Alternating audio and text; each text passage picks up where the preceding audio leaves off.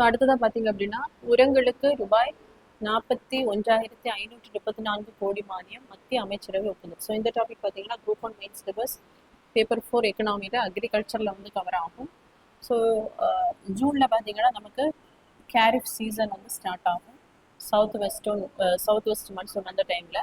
So இப்போ பார்த்தீங்க அப்படின்னா அந்த சவுத் வெஸ்ட் மன்சூன் ரெயினை நம்பி நிறைய விதமான அந்த க்ராப்ஸ் என்ன பண்ணுவாங்கன்னா விவசாயிகள் வந்து பயிரிடுவாங்க. ஸோ அதற்காக சப்போர்ட் பண்ணுறதுக்காக பார்த்தீங்க அப்படின்னா கவர்மெண்ட் வந்து பாஸ்பேட் மற்றும் பொட்டாசியம் உரங்களுக்கு ரூபாய் 41,534 கோடி மானியம் வந்து வழங்குறதுக்காக நம்ம பார்லமெண்ட்டில் பார்த்தீங்க அப்படின்னா கவுன்சில் ஆஃப் மினிஸ்டர்ஸ் வந்து ஒப்புதல் அளிச்சிருக்காங்க.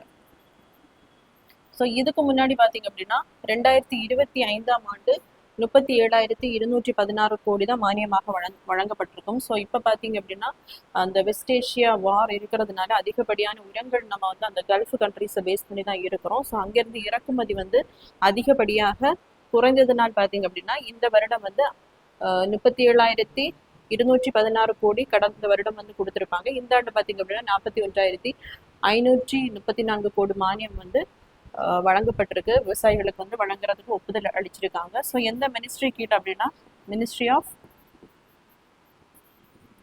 Chemical and fertilizers. ஸோ இதில் இருக்கக்கூடிய டிபார்ட்மெண்ட் ஆஃப் ஃபெர்டிலைசர்ஸ் தான் இதை நடைமுறைப்படுத்துவாங்க.